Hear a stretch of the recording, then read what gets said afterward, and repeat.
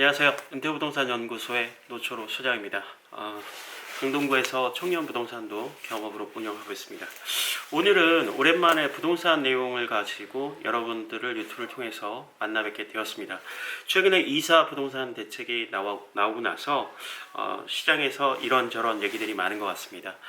처음에 정책이 나왔을 때 저 역시 정책의 전문을 정말 꼼꼼하게 형광색 칠하가면서 내용을 봤고요. 그날 나오는 날 제 생각을 말씀드리려고 했는데 제가 외부에 출장이 계속 잡혀 있어서 부득불 말씀을 전하지 못하였습니다.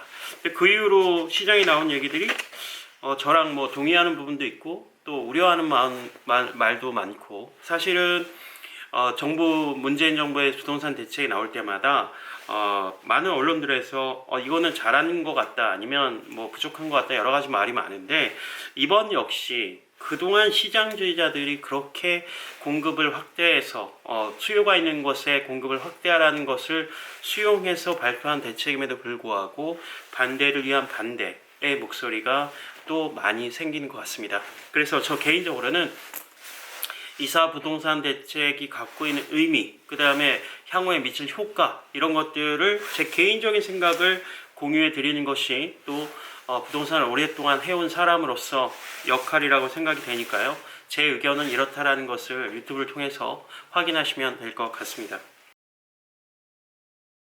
자, 이사 부동산 대책이 갖고 있는 의미부터 말씀드리면요.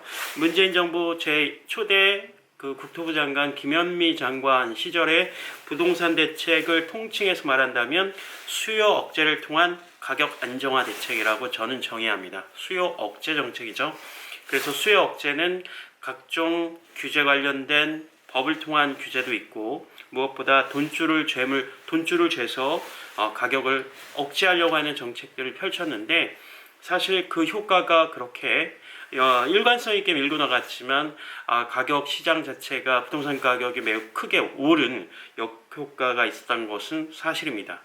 이러한 수요 억제 정책이라고 할 수가 있고, 이번에 변창흠 장관이 바뀌면서 과연 정책의 방향이 어떻게 갈 것인가, 많은 생각과 많은 어떤 기대가 교차했던 시점인데, 이번에 대책을 보면서 패러다임이 바뀌었다. 즉 수요 억제 정책에서 수요 억제를 통해서 가격 잡는 것은 한계가 있다 보니까, 정말 많은 시장주의자들이 얘기했던 것처럼 공급을 획기적으로 늘림으로 인해서 공급 확대를 통해서 가격 안정을 꾀하려고 하는 그런 정책으로 바뀌었다라는 것이 큰 틀에서의 특징이라고 볼 수가 있겠습니다. 이사 부동산 대책이 굉장히 많이 나와 있어요. 제가 유튜브 내용 중에 제가 운영하는 블로그를 링크를 걸어놓을 테니까, 거기에 이 보도자료 원문을 받지 않은 분들은 거기에 링크를 올려놓겠습니다. 파일 자료를요. 거기를 통해서 반드시 원문을 살펴보시기를 바라겠습니다. 자, 주요 정책 내용 중에 5가지 방법을 통해서 83만 6천 호를 공급하겠다라는 정부 정책이 나왔어요. 근데 거기서 핵심이 되는 것은 제가 볼 땐 2가지입니다. 첫 번째, 정비사업. 두 번째, 도심 공공주택 복합사업. 요 2가지 방식이에요. 여러분들이 가끔 오해를 하시는데요. 노후됐고 열악하다고 해서 집주인들이 손을 잡고 으쌰으쌰해서 개발할 수 있는 것이 아닙니다. 우리가 알고 있는 재개발, 재건축 사업, 대중들이 가장 많이 알고 있는 이 도시 정비 사업 같은 경우에는 구역 지정이 되어 있어야 돼요. 무슨 은평 1구역, 3구역, 천호 몇 구역, 이렇게 정비구역으로 지정이 돼야지 개발을 하는 것이지, 주민들이 우리 같이 개발합시다, 이렇게 동의서 받고 한다고 해서 개발되는 것이 아닙니다. 그런데 지금 이러한 정비사업 자체가 MB 정권 때 뉴타운 사업을 필두로 해서 많이 지정이 됐었지만은, 문제는 뭐였냐면 속도가 나지 않는다는 거였어요. 원활한 속도가 나지 않아서 공급이 지연되거나, 아니면 너무 시간이 오래 걸리다 보니까 중간에 구역이 해제되고 없어져 버리고, 이러한 굉장히 지지부진한 모습을 보였던 건 사실입니다. 요번 정책에서 정비사업은 정비사업인데 공공이 직접 시행하는 정비사업을 하겠다는 것이 첫 번째 공급정책의 특징입니다. 그러니까 다 그렇게 한다는 것은 아니지만 공공이 직접 시행할 수 있는 정비사업을 하겠고, 그렇게 되면은 여러 가지의 시간이 많이 소요되는 것들을 해결해 가면서 최대한 빨리 공급 물량을 서울 안에서 또는 핵심 지역 안에서 빠른 공급 물량을 공급하겠다라는 것이 첫 번째 특징이라고 볼 수가 있겠습니다. 두 번째는 말씀드렸던 것처럼 도심 공공주택 복합 사업입니다. 이 정책 원문을 보면은 이 도심 공공주택 복합 사업은 3년을 한시적으로 운영한다고 했어요. 약간 특별법 같은 겁니다. 한시적으로 운영해서 한시적으로 빨리 공급해주고 여러 가지 인센티브를 주고 여러 가지 것들을 한다라는 거죠. 저는 이것이 가장 큰 기대치가 될 것 같습니다. 그 도심 공공주택 복합 사업 중에서 이렇게 3년간 한시적으로 하는 것을 크게 보면 하나는 역세권을 그런 식으로 개발하겠다. 이거는 아까 말씀드렸던 것처럼 이 재개발 재건축 사업은 구역 지정이 사전에 돼 있지 않으면 할 수가 없는데, 지금 말하는 도심 공공주택 복합 사업 같은 경우에는 구역 지정이 되어 있지 않아도 이렇게 이 특별법을 통해서 역세권과 역으로부터 350m, 그 다음에 중공업 지역, 우리가 성수동이라든지 영등포 일대, 뭐 구로구 일대 그 중공업 지역이 많지 않습니까?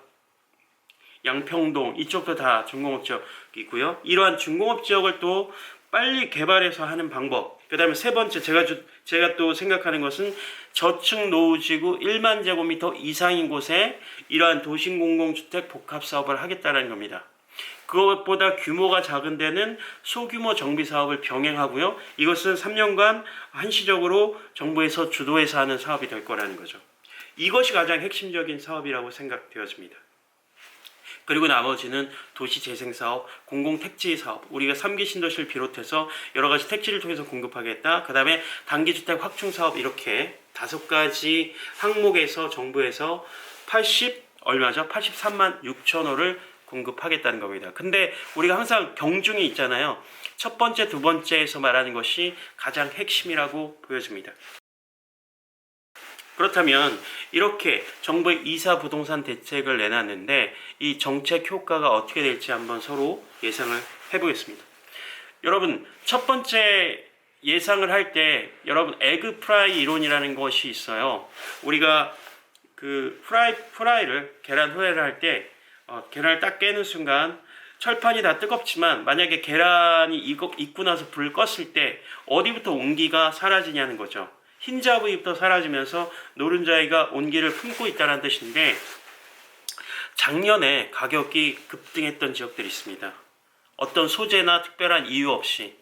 왜냐하면 코로나로 인하여서 유동성이 굉장히 증가했고 이 저금리 기조 자체는 너무 오랫동안 지속이 됐는데, 이런 자산시장에 호가 중심으로 묻지마 어떤 상승이 몰고 온 지역들이 있습니다.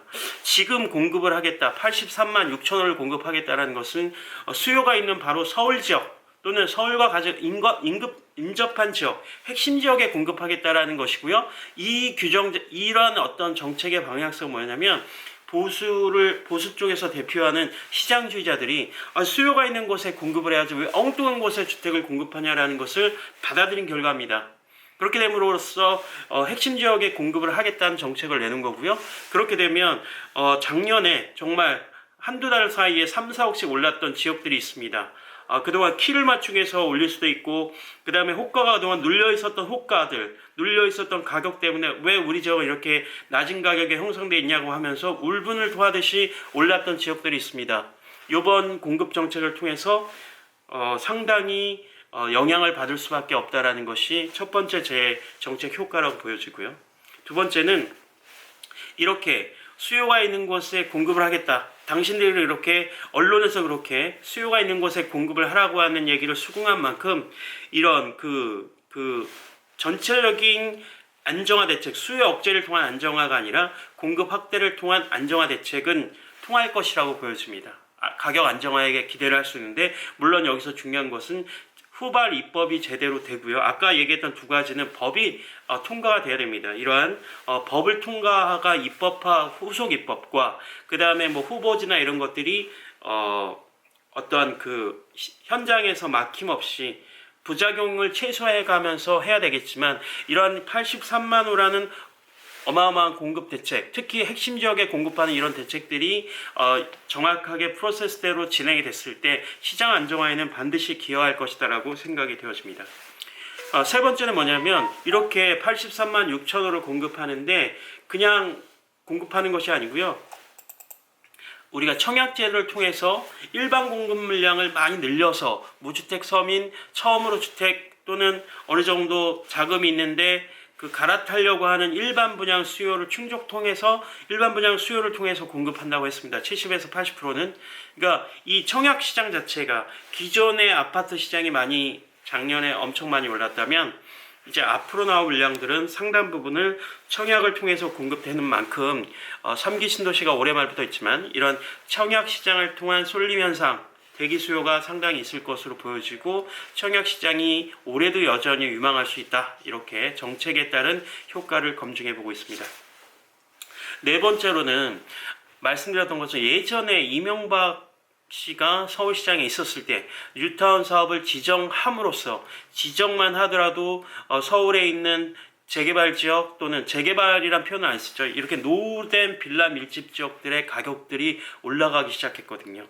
정부는 지금 222군데인가 해서 이미 후보지나 대상지가 내부적으로는 선정되어 있는 것 같습니다. 그것들을 후속적으로 계속 발표를 해 갈 건데 그렇게 됨으로써 이렇게 뭔가 정부에서 관주도로 뭔가 개발 사업을 속도를 낸다고 했을 때 그 가격 움직이지 않겠습니까? 사전에 투기 수요를 적절하게 차단하면서 전체적으로 서울 전역 토지 가격이 움직일 가능성이 매우 크기 때문에 서울 지역 토지 가격 상승을 적절히 조율할 필요가 있다. 물론 가격은 이 개발지에 포함되거나 개발지가 된다면 기대치는 상당히 올라갈 것으로 보여집니다. 다섯 번째는 뉴타운 사업이랑 좀 비슷한 것이 있는데요. 뉴타운 사업은 이지 수요를 분산하겠다 이런 얘기를 했었어요. 똑같습니다. 제가 볼 때 지금 정부에서 이렇게 공급 대책을 통해서 발표하는 지역들이 어느 정도 내정되어 있는 것 같은데 그렇게 됐을 때 이 개발 사업이 비슷한 시기에 빠르게 공급한다고 하다 보니까 반드시 이주 수요가 문제가 될 것 같습니다. 그래서 이것이 바로 다른 곳에서 하는 것이 아니라 서울 수도권 중심의 공급 정책인 만큼 이 동시다발적인 이주 수요에 따라서 전세 시장 가뜩이나 임대차 3법을 통해서 불안한 이 전세시장 물량이 없어서 지금도 날린 이 전세시장에 불안할까 상당히 걱정이 되고요. 이 이주 수요에 대한 전세시장 불안을 정부에서는 사전에 잘 관리를 해야 될 것으로 보여집니다. 자, 오늘 이사 부동산 대책에 대해서 말씀드렸어요. 패러다임이 전환된 것이라고 말씀드렸고 두 번째 중에 5가지 방법을 통해서 주택을 공급한다고 했는데 가장 중요한 것은 정비사업, 특히 공공이 직접 시행하는 정비사업과 두 번째 도심 공공주택 복합사업, 이게 매우 중요하다. 그 중에서 역세권과 중공업 지역은 전부터 좀 나왔던 얘기고 세 번째 저층주거단지 밀집지역이 서울에서 어느 곳이 될 것인가 발표하는 순간 시장에 상당한 영향을 미칠 것으로 보여지는데 그렇게 됨으로써 작년 한 해 동안 묻지마 올랐던 지역들이 굉장히 많은데 그 지역들이 가격이 조정될 확률이 높고 그 다음에 공급량이 이렇게 예정된 대로 문제없이 최대한 빠른 시일 내에 5년 이내에 공급된다면 당연히 시장 안정에 기여할 것으로 보이고요. 그 다음에 이 모든 물량들이 청약을 통해서 공급되는 만큼 청약 시장을 통한 무주택자와 1주택자들, 실제 이전 수요자들에게는 상당한 청약 시장에 대한 기대치가 높아갈 것으로 보여지고 이 대부분의 이런 공급하려고 하는 지역들이 서울 수도권에 밀집되어 있는 만큼 서울 빌라 밀집 지역 이런 곳에 대한 집가 상승은 어쩔 수 없이 불러 올라갈 수가 있고 향후에는 이지수에 따른 전세 관리 대책이 매우 중요할 것이다. 이렇게 정리해서 말씀드리도록 하겠습니다. 여하튼 이사 부동산 대책에 어느 정도의 그 공급에 대한 어떠한 불안 심리를 잠재우면서 시장 자체가 안정화되기를 간절히 바라는 입장에서 말씀을 드렸고요. 추후에 중요한 이슈가 또 있을 때마다 후속 대책이 나올 때마다 여러분과 함께 의견을 나눠보도록 하겠습니다. 오늘은 여기서 마무리하겠습니다.